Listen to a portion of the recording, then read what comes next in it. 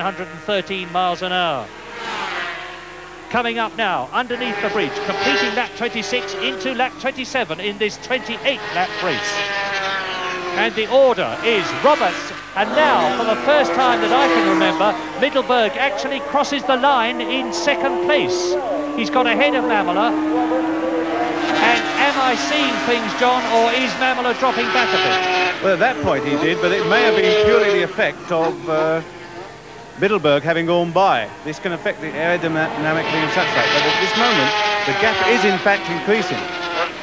And Mamola comes up out of the bubble, the Perspex windscreen in front of him, sits up, increases the wind resistance, and now on lap 27 in this 28-lap race, it does start to look as though Mamola has got Christian Saron closing on him, and Christian Saron, of course, has been lapped. That's the man in blue in the hanger straight. And look at the way Middelburg's machine is wobbling under braking. He's really giving it everything he's got on lap 27. I certainly don't quite understand why this type of gap has been developed to this stage unless Mamola is in some form of problem. Or unless he has a lot of reserve. Well, he is. No. He must be. He's in problem. Mamola must have a problem because, look, he's right out of the picture now. He's dropped back. The previous winner, the 1980 British Grand Prix winner, Randy Mamola, is going to be taken shortly by Christian Saron, the man who he lapped a lap or so ago. And so if Mamola could catch, and there he goes. So the race for Mamola is not run, because if he can still keep going, he can still finish in third position. He's a long way ahead of Marc Fontan. But now Middelburg leads for the first time in this race on lap 28, which is the last lap. This doughty Dutchman, 29-year-old Jack Middelburg, is leading the British Grand Prix on the last lap. And it is the fourth leader that we have had. We started off with Crosby leading. Then into the lead went Mamola. Roberts has led. And now Jack Middelburg is not only leading, but it looks as though he has been riding a tactical race, because he's making a breakaway and creating a real gap between himself and Kenny Roberts. It certainly looks this way, but on the other hand, here we've got Kenny coming up on braking again, but not quite doing it. This is Stowe Corner. There is only half a lap to go. From third into fourth gear, from fourth into fifth, it's 150 miles an hour as they come up towards Club and slow down and brake and go down through the gearbox and up towards Abbey. And he's getting out of Club and getting past those two lappers. This is going to be the crucial point. This is going to be it. Middelburg must win this British Grand Prix if he just keeps going. Unless something happens with these tail-enders in front of him, and he's going past Franco Uncini, number 12.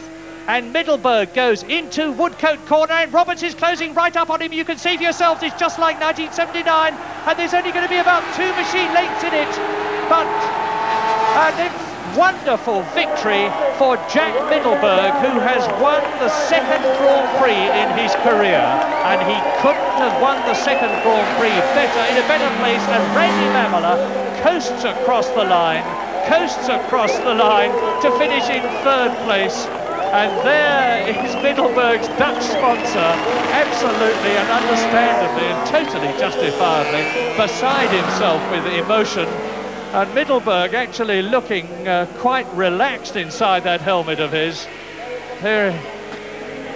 And Lucchinelli is right down out of the points.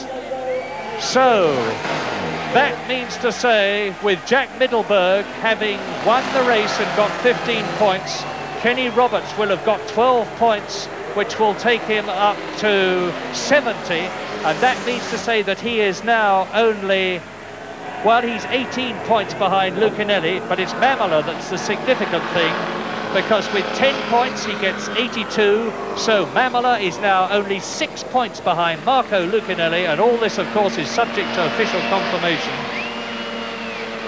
As Jack Middelburg, helmet off, he must be feeling absolutely on top of the world, does his victory lap at Silverstone for this ACU organised meeting, the Marlborough British Grand Prix of 1981, won totally against expectations, one must say, notwithstanding the fact that Middelburg was third fastest in practice, by number 11, 29-year-old Jack Middelburg from Kenny Roberts, the reigning world champion, in second place, who said he was going to ride for a win and who just failed to make it. Third on the Suzuki, Randy Mamola. Fourth position, Bernard Foe, the Frenchman. In fifth position, Marc Fontan on a Yamaha. Sixth, Boet van Dulmen on another Yamaha. In seventh position, New Zealander Stu Avant, ahead of the British rider Steve Parrish in eighth position. Then Chris Guy getting a fine ninth place ahead of Carlo Perugini, who is the last man to score a World Championship point. So a day full of surprises, and the World Championship table looks like this.